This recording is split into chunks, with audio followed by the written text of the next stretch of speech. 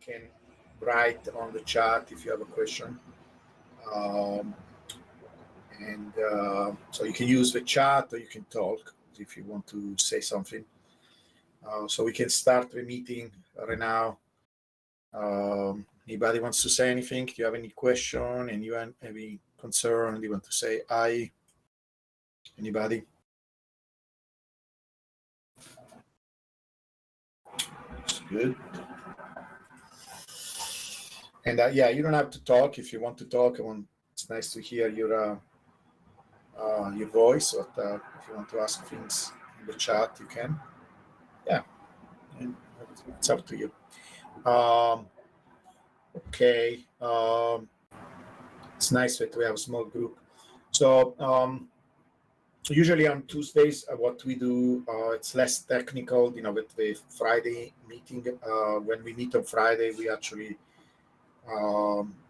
look at things like how to learn how to code, maybe using Pinescript. We started last Friday.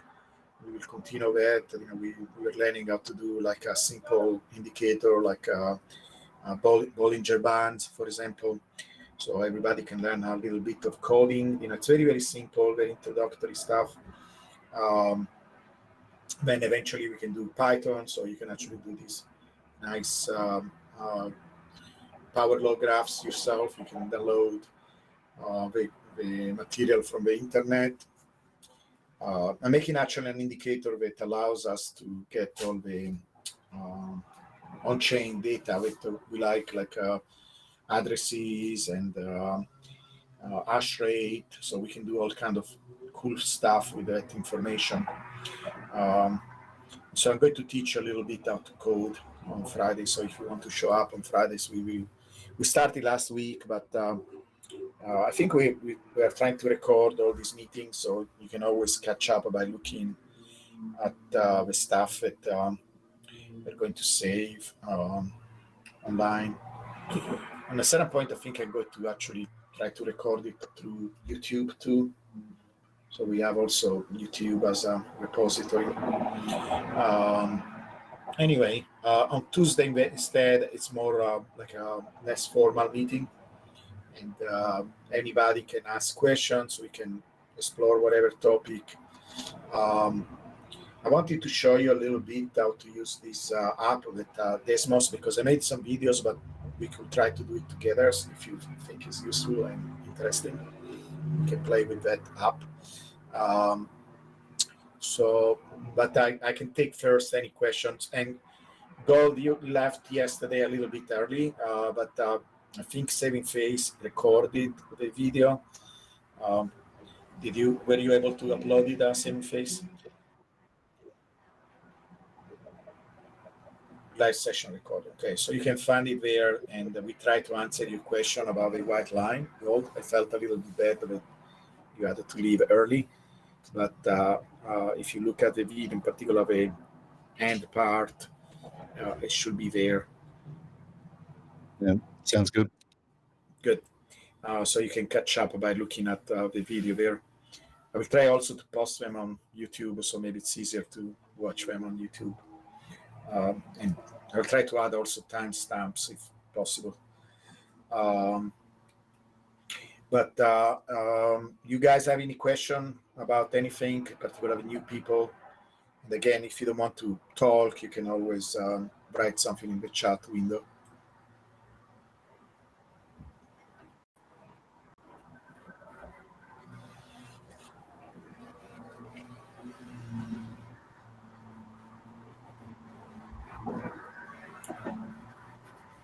Yeah. And you should have, I think I gave it to you. Did you get the indicator? I think I added you. Double check. I added you last night.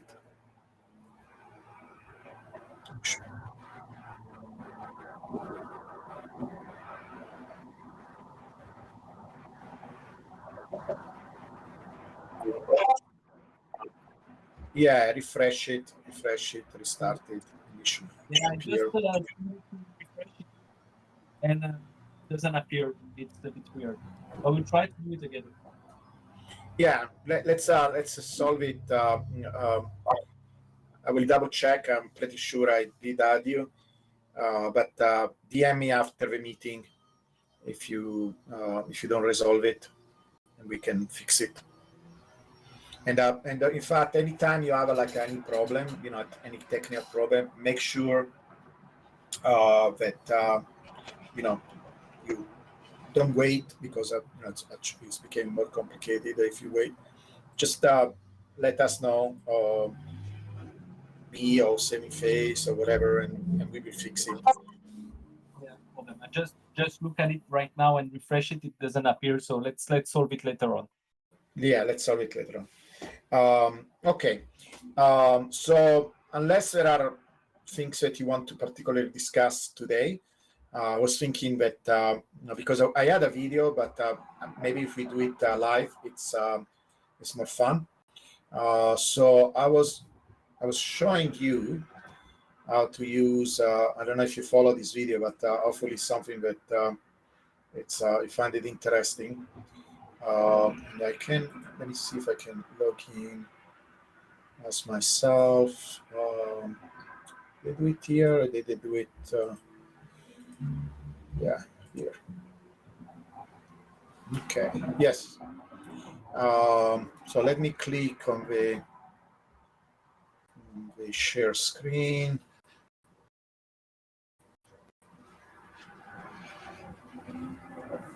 It's a little slow.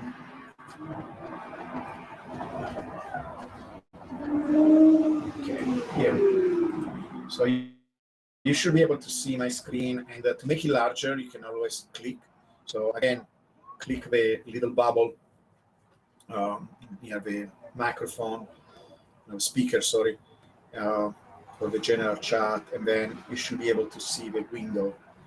If you don't see the window, let me know, and we will help you to get it. But you should see the window, and in fact, if you are in front of a computer, and maybe you can do this also on a phone, I don't know, on the phone, if you see on the left corner, there is like a little keyboard, so you can actually click on that, and the keyboard should come up, and then it should be easier to type things. But if you're on a laptop or a computer, it will be easier to do that.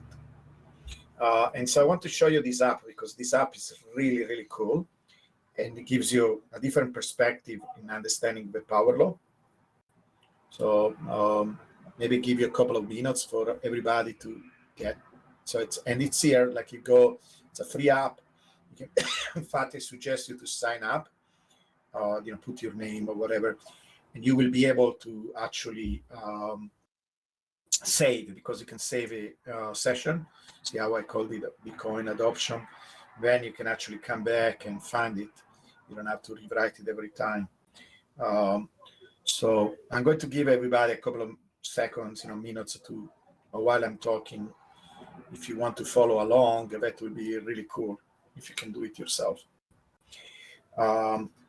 Yeah, so go and get it. There's most.com. Then let's start from the beginning. So if you want to follow along, it's a beautiful app because it allows you to do all kinds of different things. In fact, let me open a completely different one. Yeah, like this one. Let's maybe use this one.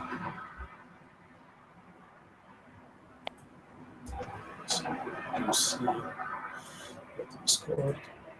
Yeah. So you see this one. It's a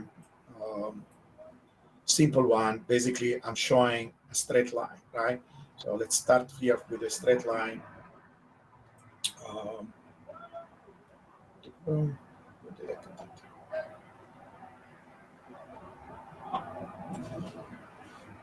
Just add it. Okay, so the video thing is that it's interactive, so you can, but if you take any math class or whatever, it's really cool because you can learn a lot of things, by just playing with these equations.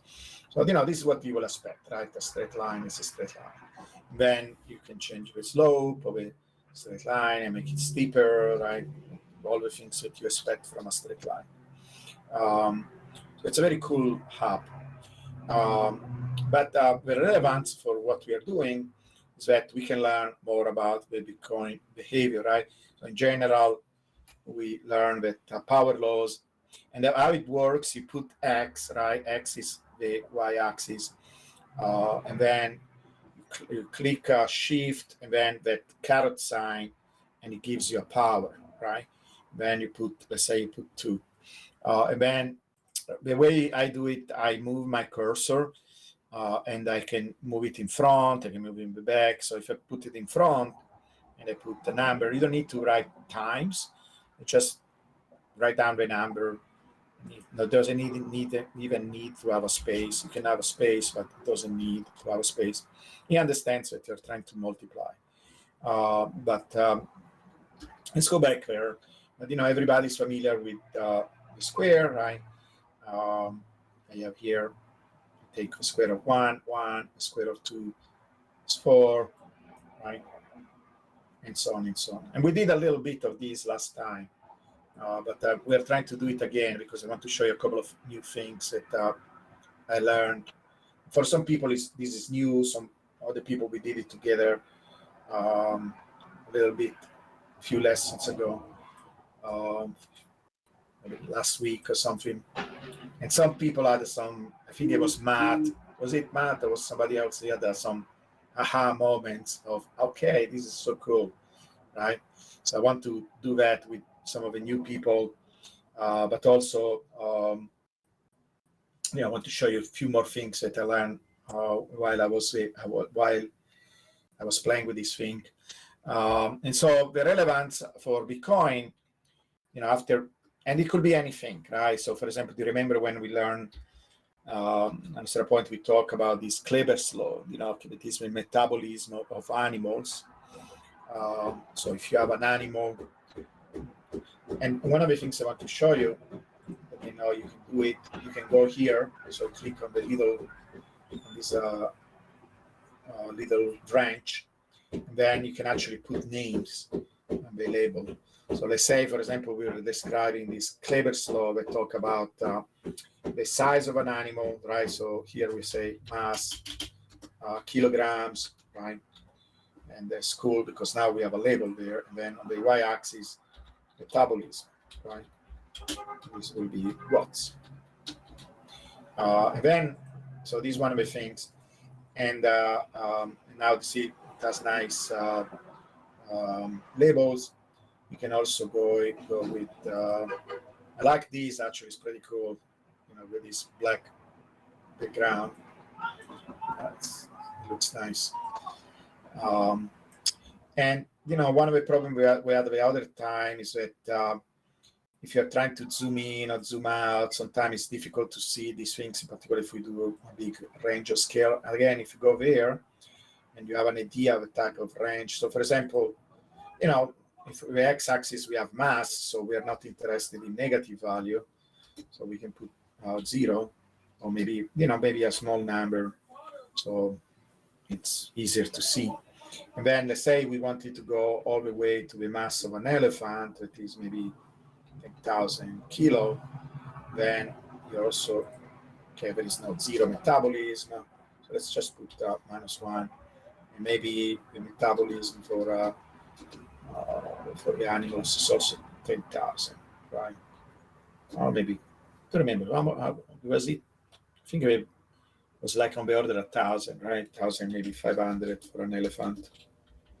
Okay, and now it's much nicer to see, you see, because now you can see it much better, and you have now to all the entire range. So this is how Kleber's law will look like in a normal graph, because basically it's saving energy. The animal is saving energy. As you increase the mass of the animal, you make it bigger and bigger and bigger, all the way to, like here we will have an elephant, so here will be the mouse, because it's a fraction. So these are kilograms. An elephant will be 10,000 kilograms, right? Basically, a ton to 10 tons or 5 tons, maybe here, maybe 5 tons. and the mouse will be here, all the way there. Yeah, because in the see the problem with these 10,000. Oh, this is more like 10,000. We will have to kind of zoom in to see, like humans, be 100 kilos, right? Something on this order, 100 kilos. And the mouse will be all the way there, to be like a little grams. You will have to zoom in. See, this is why we use the log chart, because it's so much easier to show these changes of magnitude, right? But it's cool because it gives you a feeling, right? It's bent downwards in this linear graph. This is all linear, right? Linear y, linear x, because basically we are saving energy, right? So the straight line, the beauty of this is that you can always add another, right? So you can add x. I don't remember, there is for sure some kind of coefficient here. I don't know what the coefficient, we can look it up. But you can see the big difference and 3/4 makes with a straight line. Right? Straight line will be this. So you see, if the animal used like a proportional number of energy to his mass, it will be crazy. It will use a lot of energy. And there is a big saving because of this 3/4. And so it kind of bends down, right? Because it's a number smaller than 1. So it's one of these things that you can use to explore, all these ideas. Maybe you can look at different type of laws and understanding how they behave, and try to, to get a feeling of this very important phenomena, because, they're so interesting if you want to go deeper in trying to understand Bitcoin itself. And then, we have, of course, Bitcoin. So you can write Bitcoin. It is so simple. And some people have some problem here. Again, just to explain it, you put 10. 10 is the factor in front. Then you click Shift. And you should try to do it along if you have the app open in front of you. And then you write -17. Now, -17 is such a small number, right? And it's a proportionality constant. And then move your cursor and click, right? So if you want to delete it, because you were testing that one, you click, you delete, and then again the caret sign allows you to go there, and then you write 5.83. It's basically close to 6, but the real number is something like that, 5.83. And that is Bitcoin. And now we can go there on the little graph, and instead of metabolism, let's write days. In fact, we can write days from GB. And you can save these, right? So for future, they say radians, and at a certain point, we should try to see if we can do actually a polar chart, and we use the circular map. That would be so cool. But we can do that another time.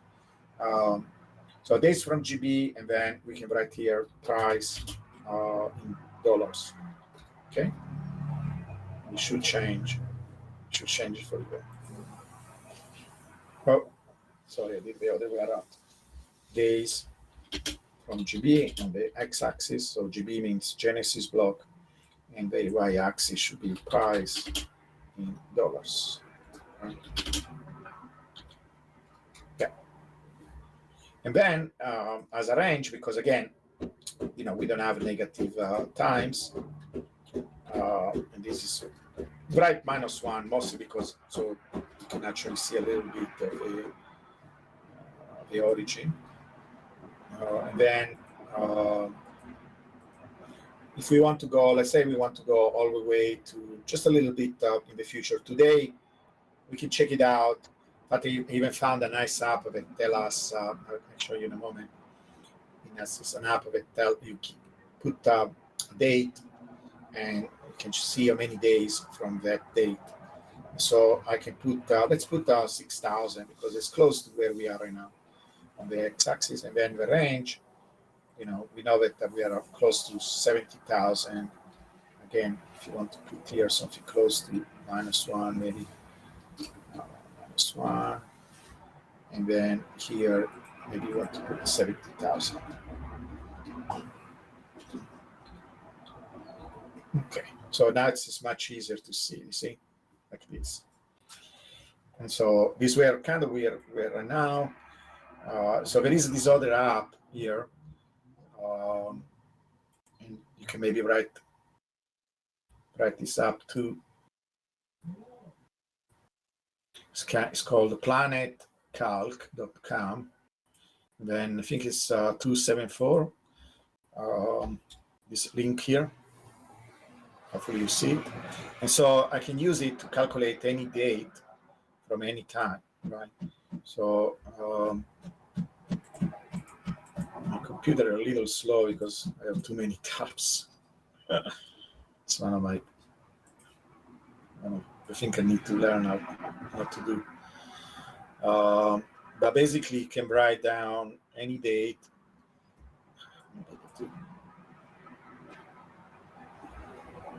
And computer, I have a strong computer, but too many tabs.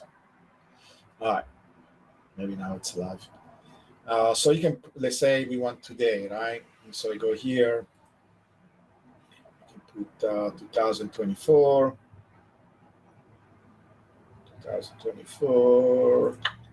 and then today is 16, April, and then 16. Okay, and you can do absolutely any date. And then you can choose here, this case, we want January 2009, 3. It was a Saturday. And so it tells you how many days. And so you can choose any other date, like in the future, in the past, you want to check any particular day. So it's a pretty cool app. So make a note, try to bookmark it or something. It's really cool because it's very useful. So you can get the number of days here. And we could go back to our calculator and look at that value. It was 5,582, right? So we can go there and we can scroll along these 582.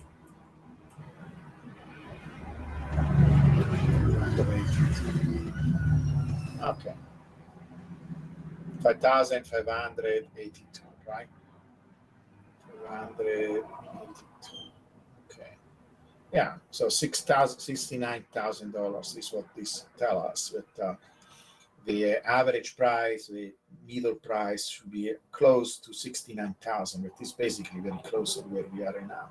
Maybe a little bit less, right? So we are a little bit low. In fact, if anything, because of the cycles, we should be closer to kind of a bottom.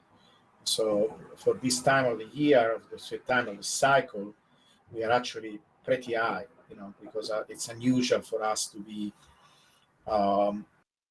because remember, actually, I started to think about side time, like we have this clock, right? So 0 is the top, 3 is the bottom, 6 is when we transition from the bear to the bull market, and then we have full bull, 9 o'clock. You can also think season. So it's you can think that 12, it's summer, 3 is autumn, then you have 6 is winter, and then 9 is spring. And so 6, that is basically, right now we are like 6:50 or something. You can think like it's kind of Christmas time, when basically it's winter solstice, that is the longest night. So basically we leave the bear market, and the bear market is behind us, and we are moving towards spring.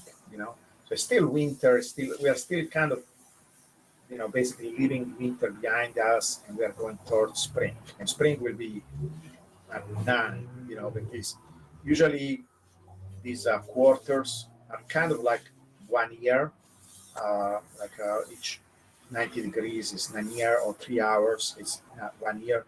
So it's kind of almost 1 year from us, like the real bull. But it's a bullish place. Right now we are leaving the bear behind. But it's not full bull yet. So we are a little bit above where we should be at this time of year. So, but also the other thing you can do that it was obvious, but I just discovered it, so I wanted to share it with you because I really love this app. It's so cool. You can actually put here, so this will give you the graph, but if you want to a particular date, like we just say 5,882, you can actually put the number there, and then you can take the power 5.83, and it will give you the no, what did he say? 5,582, and it will give you the value. So it's pretty cool. So you can use it also as a calculator, and you can put any day here. Again, you can use the app to tell you how many days are passed by, from a particular date. Even like we tried, right? We tried with one day. 10 to the minus 17, right? Because 1 to the anything is 1 multiplied by 10 to 17. It means after 1 day, Bitcoin was basically nothing. After 10 days, well, okay, we went from being 0 with 16 0 to 0 to 12, 11 zeros, right? It was still very little, almost nothing. Like basically 1 trillion of a dollar, something ridiculous. Then 100 day, well, it started to be a little bit something, right? 100 day, it was a fraction. You had to sell thousands of Bitcoin before you actually could get a dollar. By the time you went to 500 days, okay, it started to be like a 0.05. It is basically 5 cents. 5 cents. It is amazing, right? It took almost more than 1 year to be a fraction of a dollar. And by the time you go to 880, I don't remember what exactly, but yeah, 830, it was like $1. So it took more than 2 years to reach $1. And you can check actually the real result, like we did this few days ago, last week. We did it together. We were comparing with reality, and reality told us that Bitcoin became $1 about February of 2011. It is about 2 years, so it's pretty amazing. Then you can try the date, like 1,000 days, and then it was $3, and you can continue and see different values. The other thing you can do, you can use this formula. So basically, how will you solve these if you wanted to do the other way around? So let's say you give me, so in this case, you give me a date, or many days are passed from Bitcoin birth, and it gives us a price, this formula, right? And let's say we wanted to do the other way around, where I give you a price and you give me a day. And okay, we can do it here with scrolling around, which is fun, but can we come up with a formula? It's pretty simple. I can show you here, I'm using this almost like a writing tool, okay? So if we have a formula like this, right, it says A, where basically I have a constant, time X times to the N, right? N. Okay. I can solve it by dividing both sides by A. So again, here I'm not trying to calculate, I'm just using it as a way to write an equation. How will you solve, right? Because we want to solve for X. So you give me Y, I want X. I want to know how many days. So one way to do this, like, simple algebra, you divide both sides by A. So you will have Y over A, right? And then and that will give you it will be x to the n, right? And then if I want to solve finally for x, I'm going to move x on the left, because usually this is what you do when you solve for something, right? It will be y over a, and now basically I want to undo that n, right? And to undo, I need to do the opposite operation of n. So imagine, for example, I had a square, right? To do the opposite of a square, the inverse of a square, I will have to take the square root, right? A square root can also be written as 1 over 2. So basically, anytime you have a power and you want to take the inverse of the power, you do 1 over that power n. Okay? Yeah? So this will be the general formula to solve for x. So x will be y divided by constant 1 over n. Okay, can we write this for our equation here? Well, it will be, in this case, it will be basically, right, we have y, that will be the price, let's say $1. Then I'm going to divide y, that a, that is 10 to the minus 17 in our case for Bitcoin, right? That a is 10 to the minus 17. And then parentheses, right? And then I take the power. And again, you can try to follow along, right? And maybe save this. And in this case, it's 5.83, okay? 8.3. And it gives us 824. Remember when we scroll here, right? We scroll here and we go all the way to $1. Okay, $1. I'll go here. I get basically that now, 824 or something, right? I will have to go exactly there. But say this how cool this question now is, because now I can put here, remember this is the price, I can put any price you like, 10, and it will tell you 1,233. That is the number that on that days from when he was born to reach that value, and 100 and so on. Now you can do another cool thing. You can add another thing here. Let's copy all these, Control C, Control V, so I don't have to rewrite it. And what you can do, you can add another parenthesis, these, and then you can divide it by 365. And you do that because there are 365 days in a year, and if you divide by that, now the answer will not be in days, will be in years, right? So now you know. So let's say, for example, we want to know how long it will take for Bitcoin to reach 1 million. And you can write it as 1 million, but you also can use scientific notation, because I invite you to learn about this scientific notation, think about scientific notation. It's easier. We want to push you and make you start to learn things that maybe didn't learn before, or didn't think they were cool or interesting. So try to use this scientific notation. It's not difficult. 1 million, if you think about it, 6 zeros, right? So we write it as 10 to the 6. So I write 10 to the 6. This formula, remember what it does. It tells us how many years. I will, what I can do, if you work in this, it will be saved in this, but I can try to give it a name. It doesn't allow me to give me a name. Okay, here. Let's call it Tuesday class 416. And I will give you the link. And you can, so if you didn't follow along because maybe are you on the computer or you're doing something else, I will give you the link. I will put it in the whatever, in the general channel, so you can find it and you can play with it. But basically this now is going to give you the here given the price. So for example, remember it's always from the Genesis.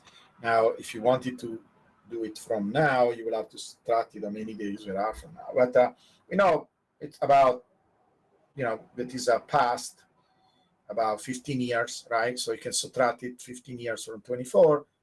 That tells you what is 9 years. So basically it will take 9 years to reach 1 million, okay? and we can try 10 million. Okay, so 10 million will be 10 to the 7, right? Because we add one more zero, 35 years, right? So 20 years from now, Bitcoin, if it continues to move along this trajectory, and I'm pretty sure it's going to do it for up to 1 million.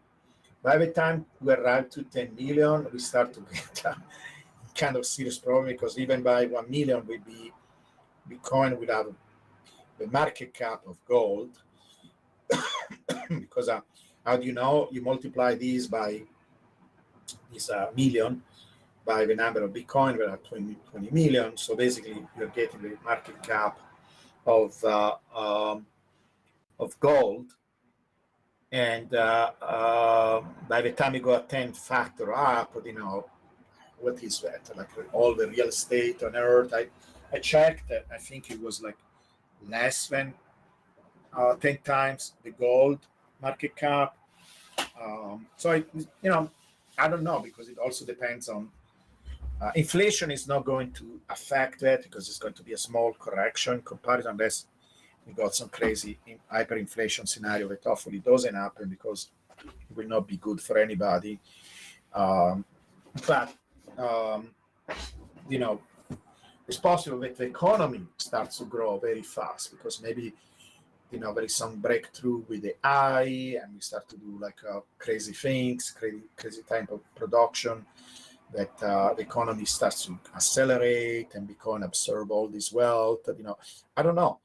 But 10 million, I think it's a little stretching it.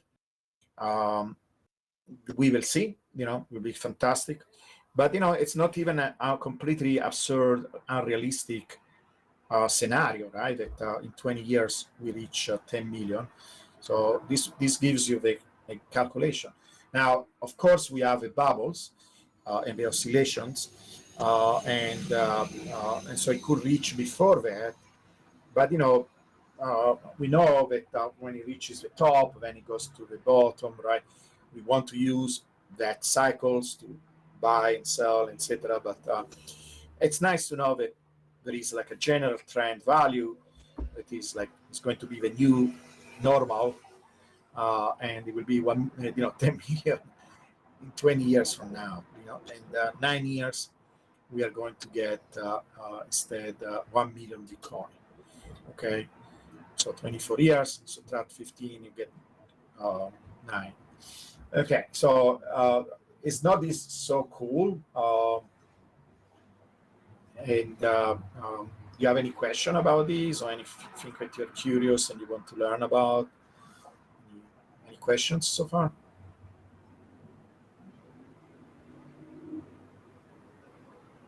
Anybody? Are you kind of following along a little bit?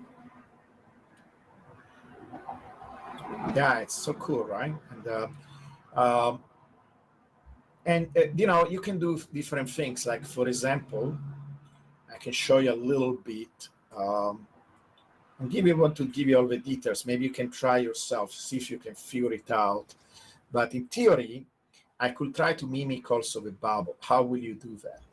Okay, so one of the things you can do, for example, you can rewrite this thing as if it was a power, kind of a power, right? So if I write it as a power, instead of writing it as a constant times x, and then I'm going to write it as 10, and then remember, this can be rewritten. There is a reason why I do this. So the first thing I want to show you, let me say, so I'm going to close this one, because otherwise, no, in fact, actually, let me see. You can compare it. Maybe it does it in two different colors. Let's see. So I can rewrite that equation here, right? I can take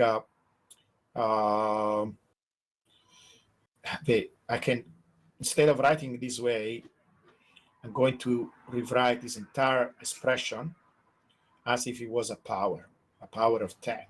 So I'm going to write it as minus 17. Then instead of doing the x, like if it was multiplied by x, I'm going to write it like as if it was a straight line. You need to stay in the power. So if you if it does something weird, click again on the exponent, then press, it doesn't want to do it. Let's see if I can do it here. I can write 5.83, that is my slope, times x minus 17. Okay.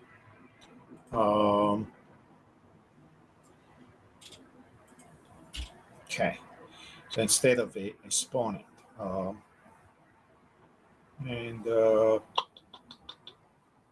it doesn't do it?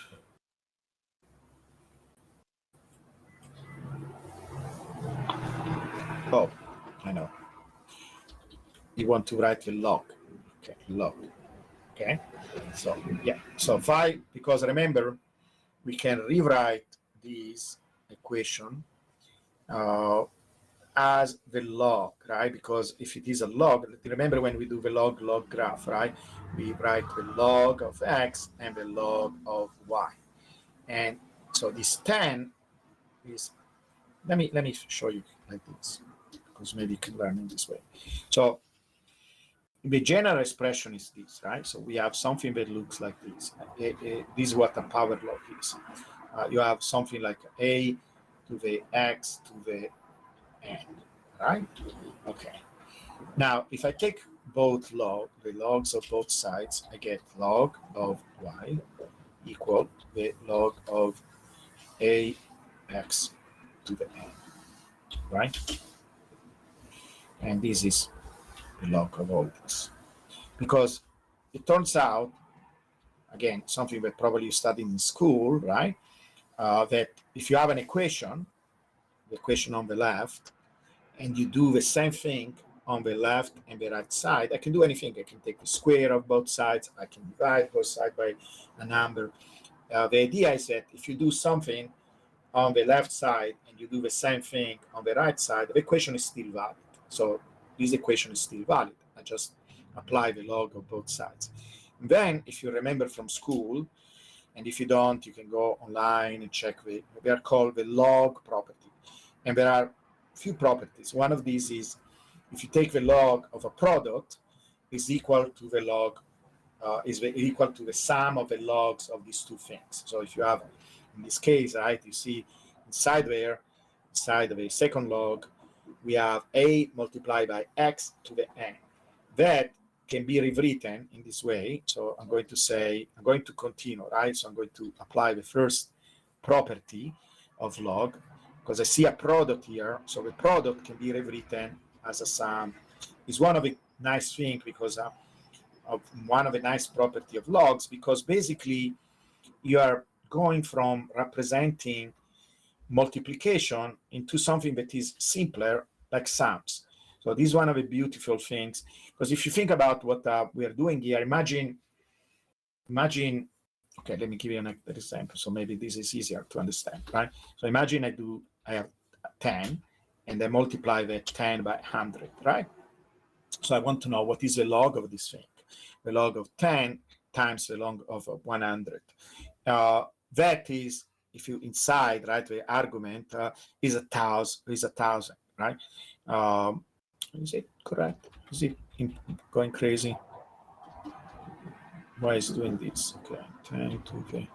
Yeah, I need, in this case, I don't know why it doesn't understand the space. Why doesn't it understand the space? Let me put a dot, okay? And now he's understanding it better.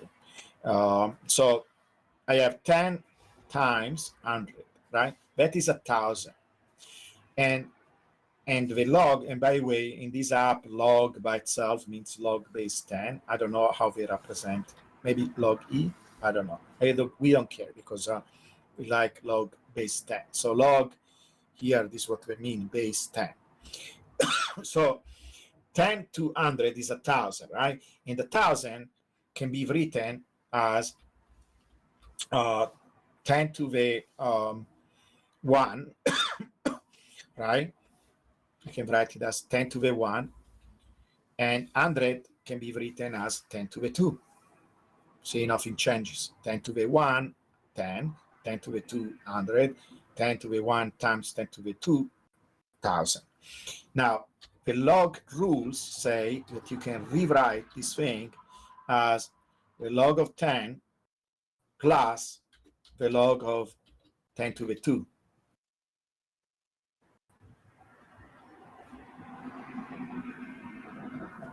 Where is my cursor? 10 to the 2. Okay. And what is the log of 10? Remember what the log does. The log gives us the exponent. So the log of 10 is 1, because the exponent for 10, right? 10, remember, can be written as 10 to the 1, right? So the log of 10 will be 1. The log of 100, or 10 to the 2, will be 2, will give us the exponent. So 1 plus 2 equal 3. And in fact, right, so this is true because if I go back to this, you see what is the result, right? The log of 10 times the log of 2, 10 to the 2, the total thing is 3, because it's nothing else than the exponent of 1,000, because these two things can be written actually as 10 to the 3, right? So it's a really simple idea, right? That I can rewrite this multiplication inside the log as the sum of two logs. And so this is what I do here, right?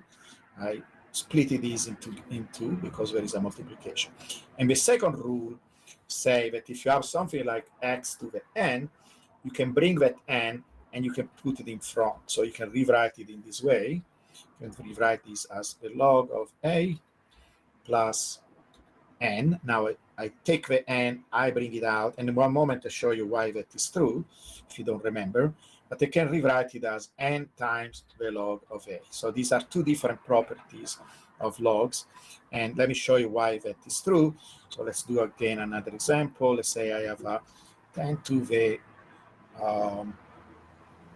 2, right? Okay, and that can be written as 2 times the log of 10. What is the log of 10? It's 1, right?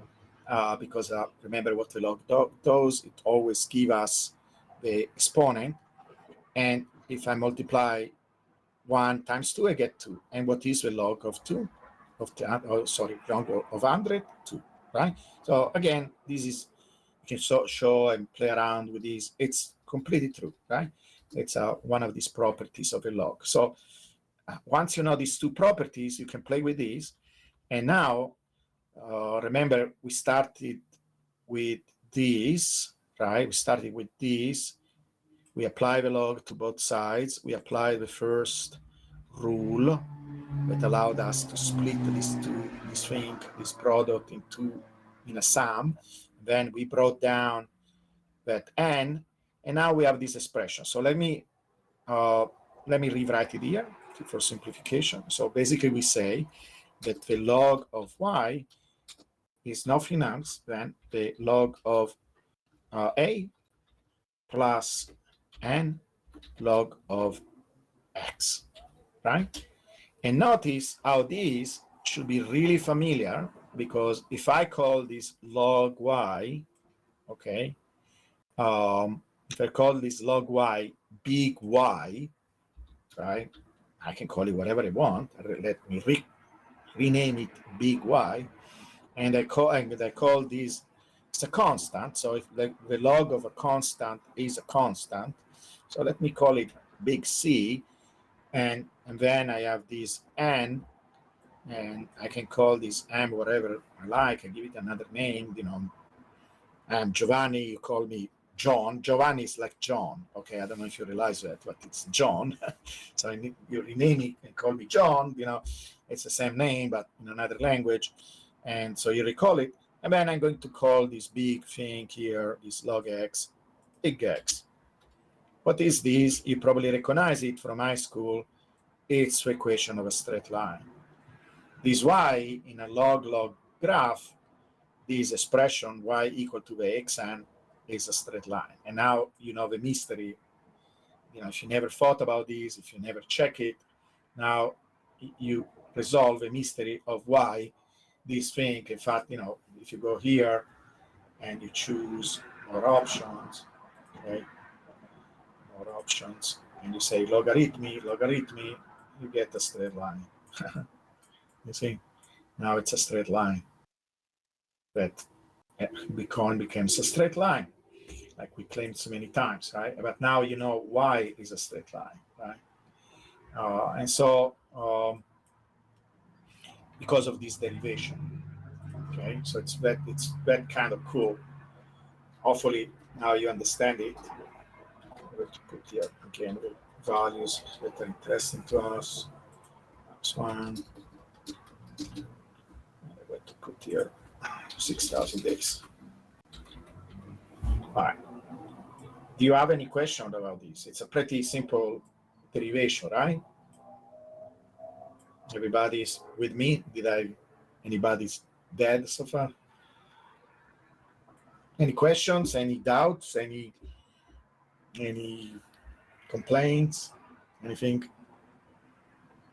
It looks great for you right now. Okay, good. It's clear. It's clear, right? Just And it's, yeah, maybe you already answered, but why is the logic behind bitcoins following the power of law and that formula?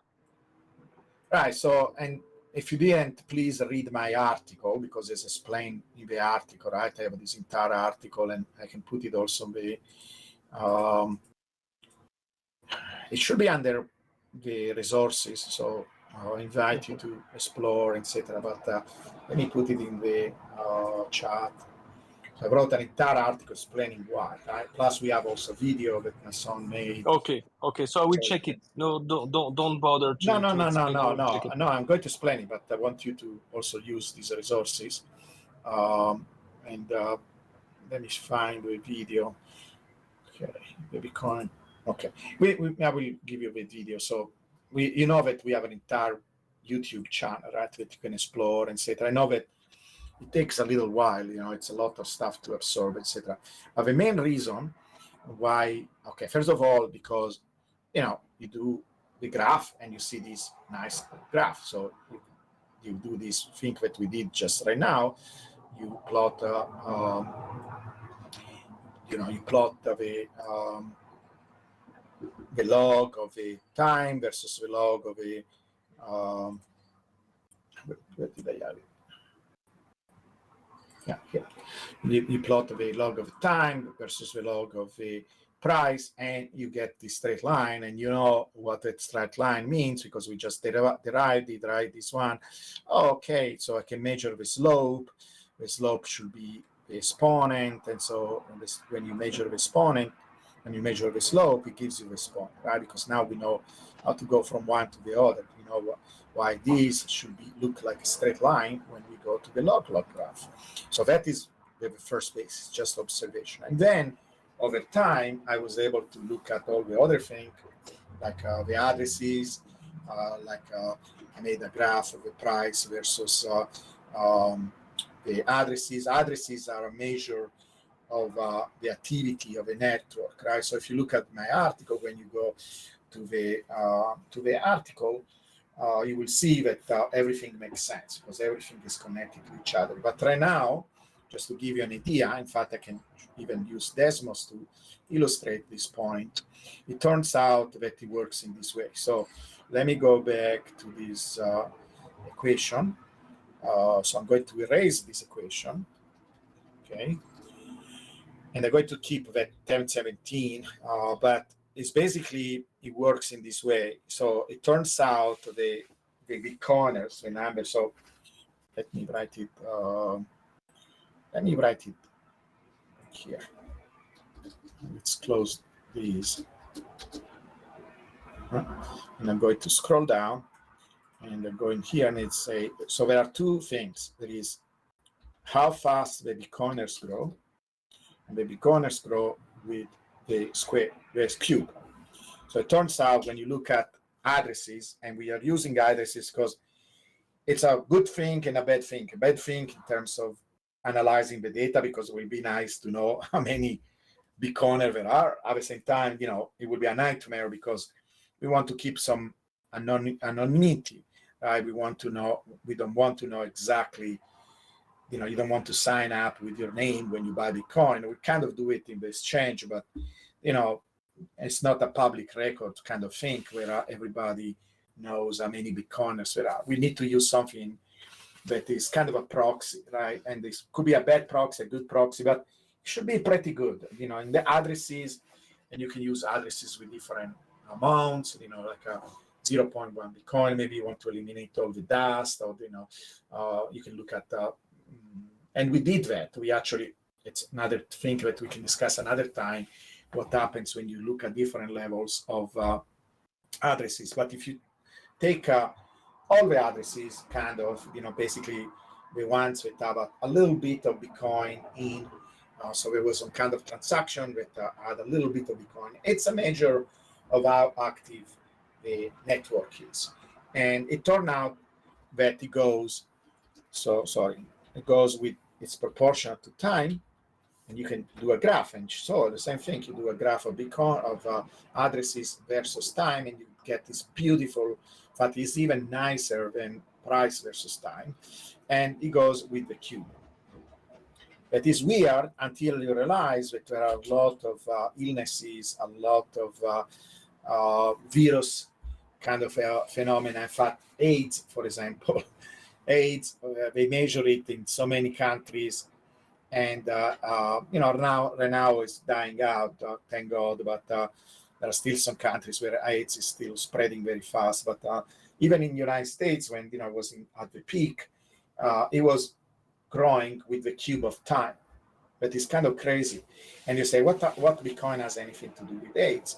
Well, it's some kind of spread of information, right? Like AIDS also happen because you are interacting with another person, in a different way, sexually, whatever. Here you're interacting with your minds, it's like a spread of knowledge, information, we are orange peel people.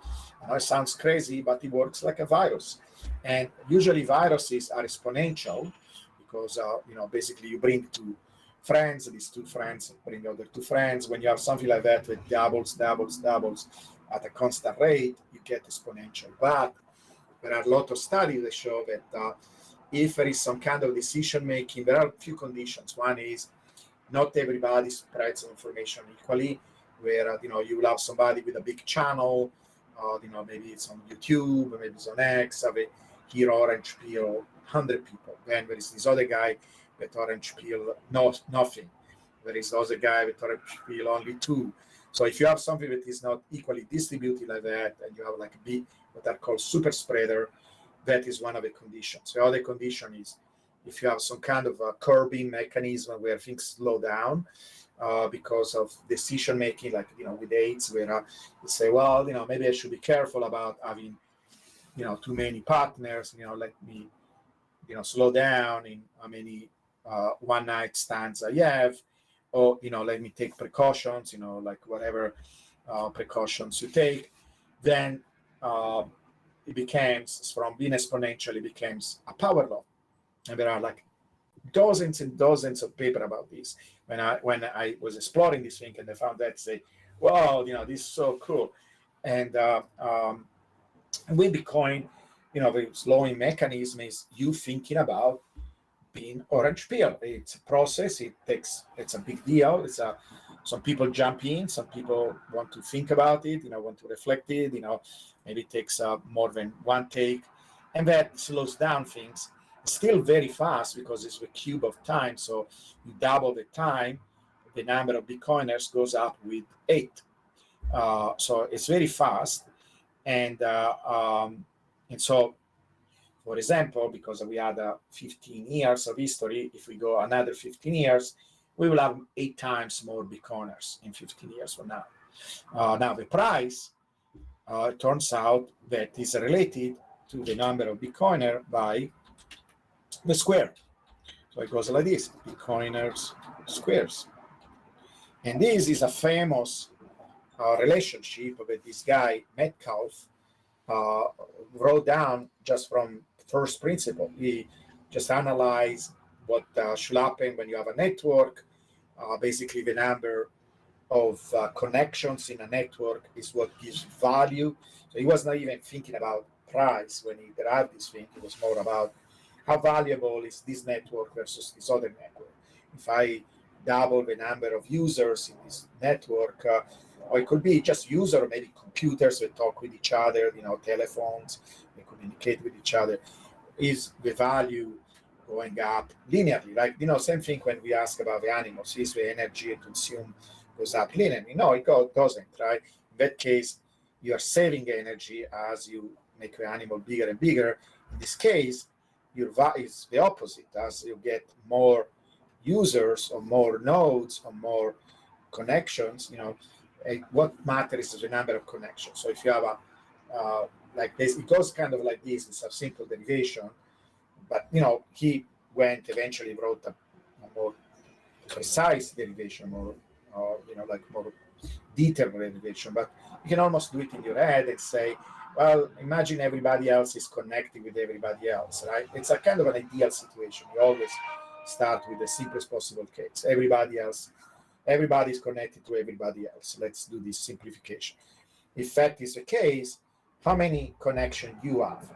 I have n connection because there are n people in the network. So everybody has n connection. Yeah, really n minus one, but it's a detail, minus one because you don't connect to yourself. It doesn't make any sense, right? But let's simplify and say n connection, right? So there are n people, n connection for each person. The total number of connections is n times n, right? Makes sense. N squared. This is where that n squared comes from. See, science is not complicated when you start to think and train yourself. Then when you go and learn the details, it can be a little bit more complicated. But initially, if you want to train your intuition, it's really simple. It's common sense. So the price of a network will go up with the number of users squared. And this is where our beautiful power law in time comes from, because if you say price went, it depends on the Coiner square, right? But the Coiner square go up in time with the cube, time to the cube, and that is, you square it, right? Well, this is how you don't sum them, you multiply, right? This is how you take the power of a power. The power of a power is the multiplication of the power. So this gives you time to the 6. And this is why we have at 5.3, because it's very close to the 6.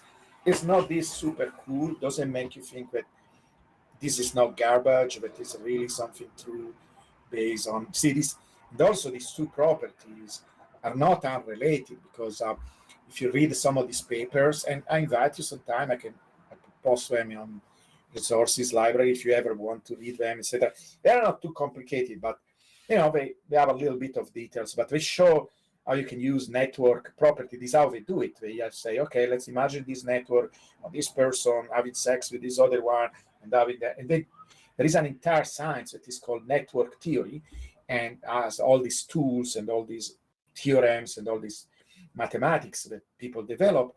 And they use really like make little diagrams. So it's a network property to understand how viruses spread. And so and they both apply to Bitcoin, because Bitcoin is a network. So you have two network properties that are really relevant for Bitcoin, and they interact in this way to give you this. I mean, how cool this is. See, it's not garbage. Oh, shit. Yeah. But I need we can do an analogy with the network and the bandwidth that goes with the number of users. Right, exactly, right? And so if you want to see that, then if we keep up, I don't know, we will have to look at the graph and see all these particular value, but you can rewrite this equation, right? So now you have a x cube, that, it represents basically the growth of the users, and then you take the square of that, right? And why is 5.83 instead of 6? Because it's still real life, and real life, remember, Metcalfe assumes that everybody is connected with everybody else, etc. And we know in fact that we will not get cube. If that was the case, we will have more like some kind of exponential growth.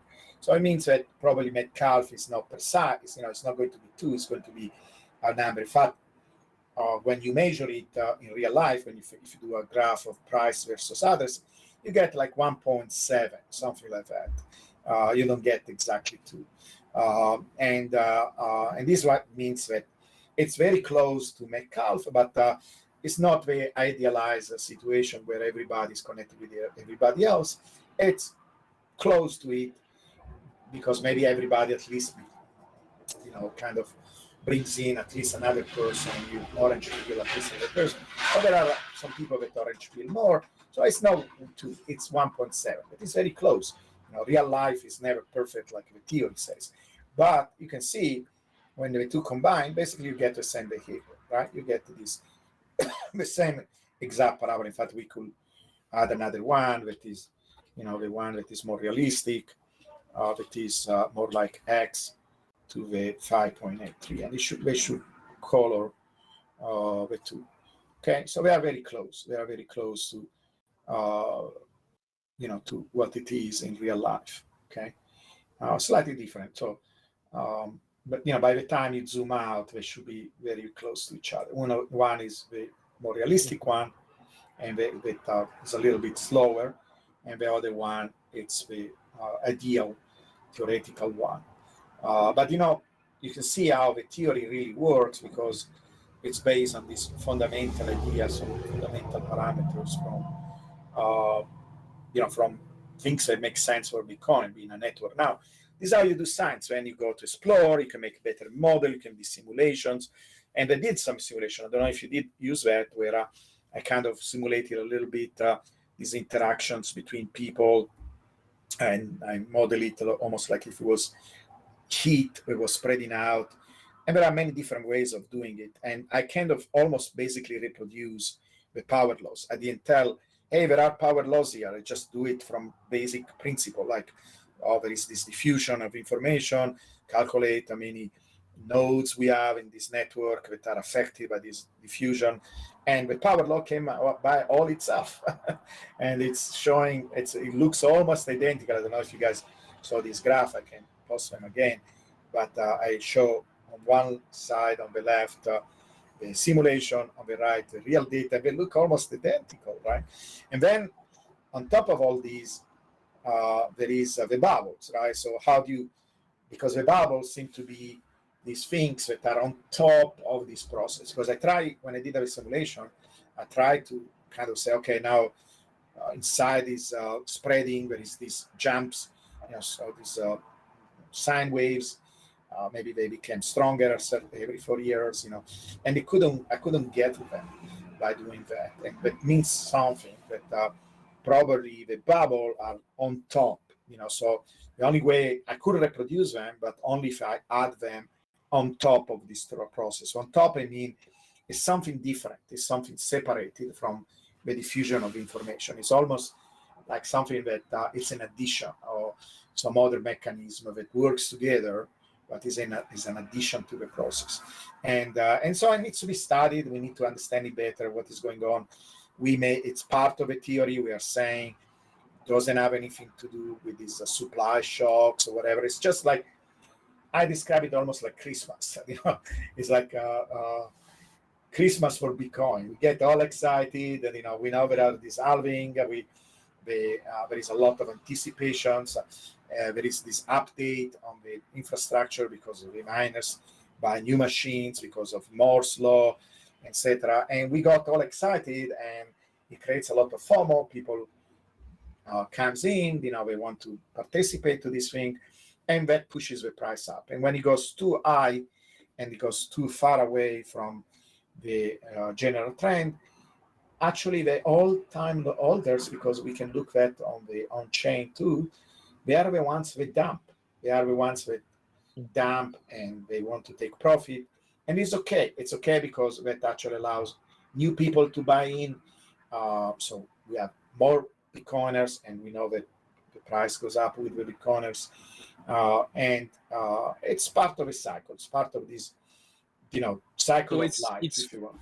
Okay, so it's fully related to adoption, right? And the more we have on the network, and the more the price goes on.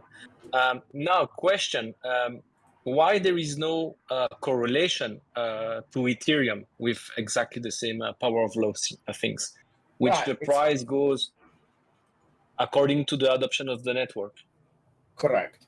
It's a good question. I think the main reason is because Bitcoin is so unique, and it's not just asset we're making. There is a reason why Ethereum is, whatever it is. I didn't even check because I even don't care. $2,000 versus $70,000. It's probably, before you start to see these network effects, you need to have some kind of threshold. You need to have a really enthusiasm. There are not many Discord channel where everybody's, maybe there are, but I'm pretty sure there are less, and they are less passionate, right? Like, we really love our Bitcoin.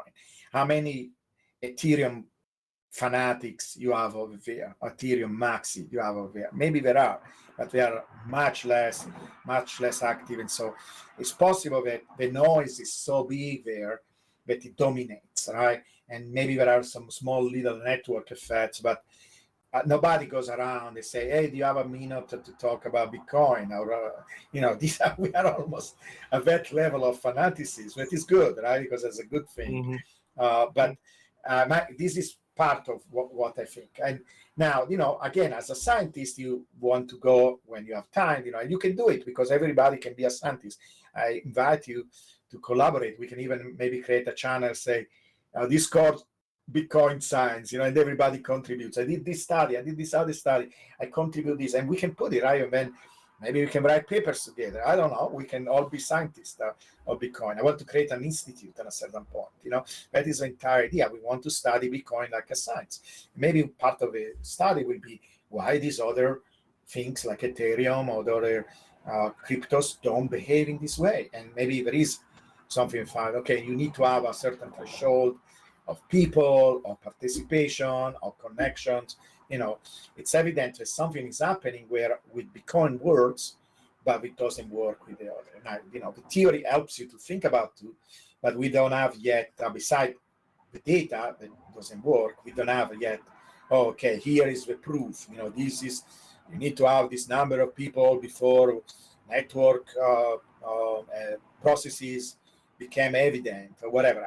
It's a fantastic question. I just have some intuition. I don't have any piece of evidence that I can tell you, hey, here it is, like I have with these other things. But it's a very good question. It has to be something where with Bitcoin it works and it doesn't work. Maybe even the fact that it's proof of work, there is this difficulty adjustment. Again, I should know, because if I, call myself a crypto expert, but I'm a Bitcoin expert more than any other crypto.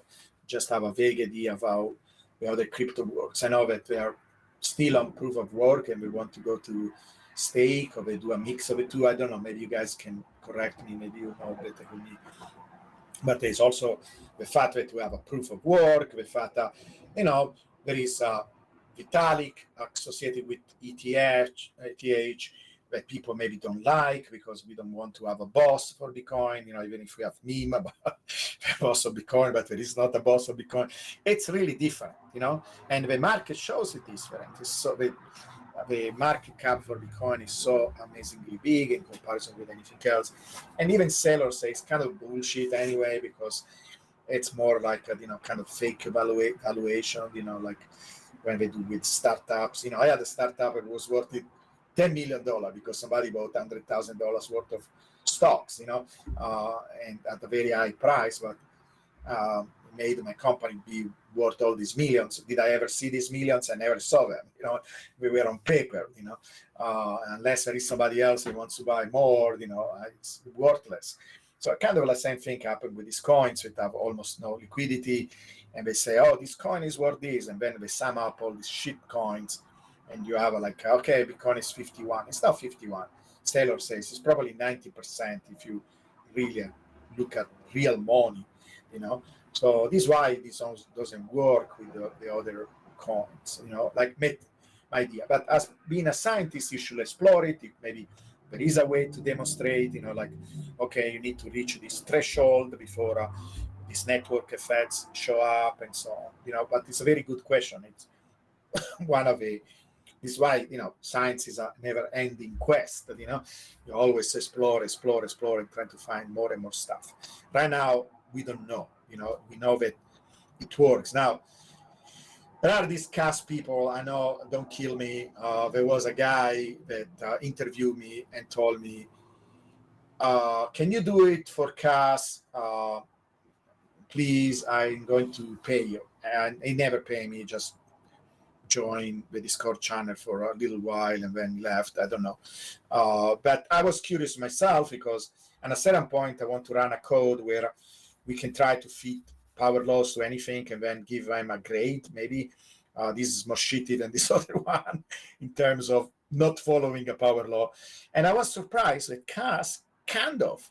But the problem there too is that to really talk about a power law and be sure we are dealing with a power law, we need to have many orders of magnitude, because basically, like a straight line, I can always draw a straight line here that kind of approximate, if you focus enough on anything, it starts to look like a straight line. If you arrange, you see how these things start to look like a straight line, and we know it's not a straight line because I'm focusing so much and the range of change is so small that almost anything looks like a straight line. This is why I don't know if you study derivatives. Derivatives are basically kind of a tangent, to any curve. It's always a straight line. And so the same thing happened with power laws, where if you do this graph of log, and you don't have enough room there on the y-axis or x-axis, it can look like a power law. And some better than others, but so this is what happened with CAS. But unless we see that CAS changes many order of magnitude and then it still follow power law, I cannot find any other example. And we will have to see if it does. Then it doesn't invalidate Bitcoin. We'll have to understand why CAS does that too. We have a pretty fanatic group of people, and it's possible that is what is needed, that people really care about the coin and they're investing in the coin and they spread the information in the coin. But so far I will say no, even with CAS, because unless it goes through 3, 4, 5 orders of magnitude, it's not correct to say that it's doing a power law. But I kind of mentioned that, and they use it I don't say against me, but they quote me sometimes, say, oh, Giovanni say that it's a power law. No, I say, I tried, it kind of looks like, but please be very careful, take this almost like a meme, because I don't see, I think it changed maybe like 2 order of magnitude or maybe 1.5, and you cannot really say that it's a power law unless, we have maybe 3 order of magnitude, 4 order of magnitude.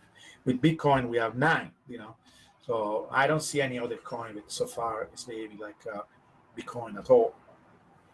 And so we are going 23 minutes beyond 1 hour, so we could stop here, and next time, if you want, I can show you a little bit how to do the bubbles, how we can mimic the bubbles, because it will be cool, to actually add that, because it's a process, like I say, it's on top of that, and you can mimic it, like I say mimic it because there is not really a theory, at least right now, of the shape of the bubble and how fast they go and when they appear.